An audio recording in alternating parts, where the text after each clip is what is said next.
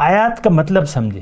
اب سارا مضمون کامیابی یا ناکامی کا آیات کا اتباع یا آیات کی تکذیب میں ہے۔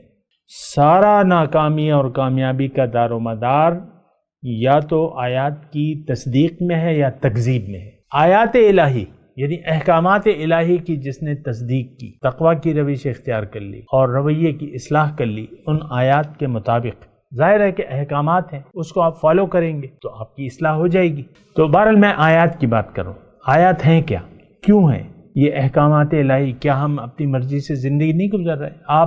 آج ساری دنیا اپنی من چاہی زندگی گزار رہی ہے، کوئی بھی اللہ کی مرضی کے سامنے سر جھکانے کے لیے تیار نہیں ہے۔ اور خاص طور پہ جو مسلمان ہیں آج، جو کہ زبان سے لا الہ الا اللہ کا کلمہ پڑھتے ہیں، اس کا مطلب یہ ہے کہ میں نے اللہ کے حکم کے سامنے سر جھکانا ہے، اللہ کا حکم مان کے زندگی بسر کرنی ہے، لیکن ہم تو اللہ کے حکم کے سامنے سر نہیں جھکاتے۔